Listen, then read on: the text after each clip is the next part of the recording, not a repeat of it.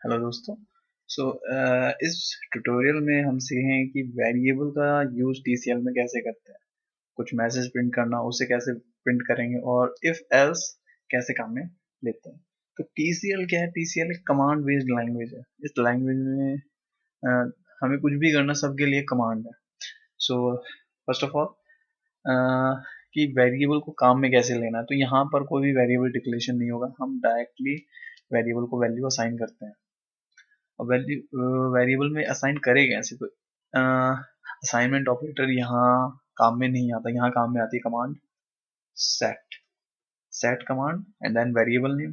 तो मान लीजिए मैं एक वेरिएबल ले रहा हूँ ए, और मुझे इस वेरिएबल में एक वैल्यू डालनी है 10। एक और मैं वेरिएबल बना रहा हूँ, उसमें मैं डाल रहा हूँ वेलकम। एक और वेरिएबल ले रहा हूँ, उसमें मैं वैल्यू डाल रहा हूँ 1.23। तो मैंने यहाँ पर 3 वेरिएबल क्रिएट कर दिए हैं। एक वेरिएबल में वैल्यू है 10, दूसरे में एक स्ट्रिंग है वेलकम, तीसरे में एक रियल नंबर है। तो टीसीएल में जो वेरिएबल बनाए जाते हैं वो इस तरीके से लिखे जाते हैं। उनकी वैल्यू आप इस तरीके से उनमें असाइन कर सकते हैं। अब हमें इनकी वैल्यू यदि प्रिंट करनी है, सो प्रिंट करने के लिए puts। अब हमें वेरिएबल नेम के साथ डॉलर सिंबल काम में लेना पड़ेगा। So puts dollar A, puts dollar B, puts dollar C. So मैं इसको सेव कर रहा हूँ demo.tcl के नाम से। ये फाइल सेव है डेस्कटॉप के ऊपर ns2 scripts नाम के फोल्डर में, जो कि मैं ऑलरेडी इस फोल्डर में ही हूँ।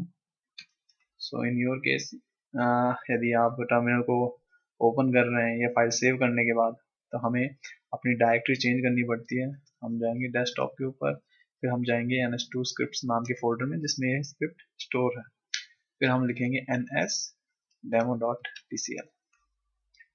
तो अभी आपने देखा कि ये सारी वेरिएबल की वैल्यू को प्रिंट कर रहा है 10 वेलकम 1.3। तो ये तो तरीका हुआ कि वेरिएबल में वैल्यू असाइन कैसे करते हैं और उसकी वैल्यू को प्रिंट कैसे करना है। अब अब मान लीजिए कि इनमें से किसी एक वेरिएबल को आपको डिस्ट्रॉय करना है। तो डिस्ट्रॉय करने के लिए क्या है? अनसेट कमांड काम में लेते हैं। Let's say unset B. तो ये इस वेरिएबल को रिमूव कर देगा।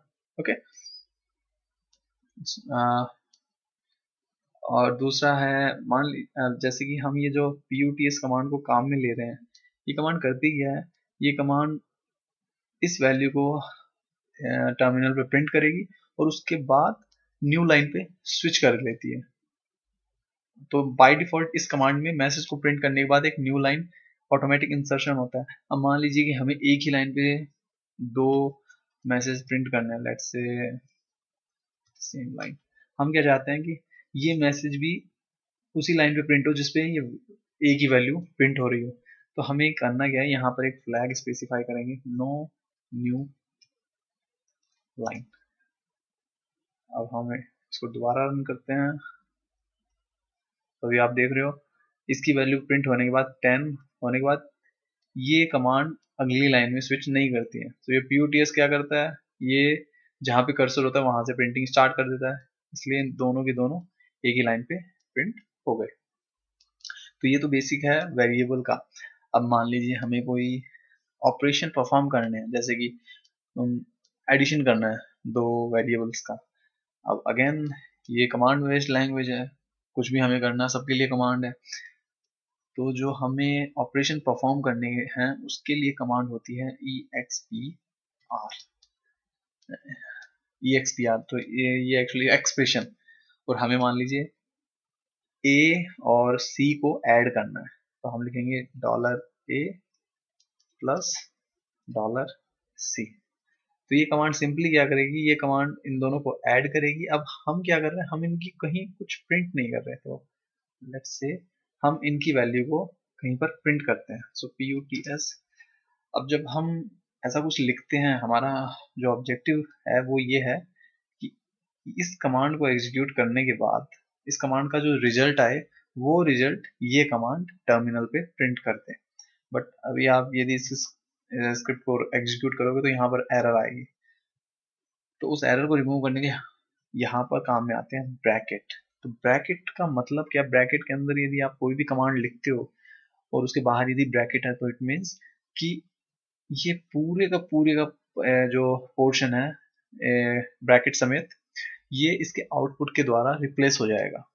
मतलब क्या है, ए और सी की वैल्यू ऐड होगी, वो हो जाएगी 11.23।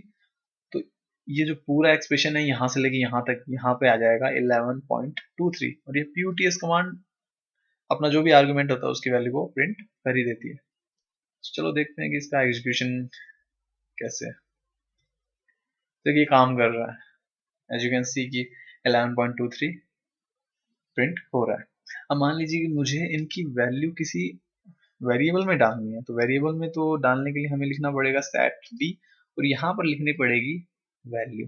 अब दोबारा से यदि मैं ये लिखता हूँ $a प्लस $c, अब दोबारा से कोई प्रॉब्लम है, हमें यहाँ पर इसका रिजल्ट चाहिए इस कमांड का, तो इसलिए हम इसको क्लोज कर देते हैं ब्रैकेट में। यहाँ पर d की वैल्यू को प्रिंट करा के देखते हैं।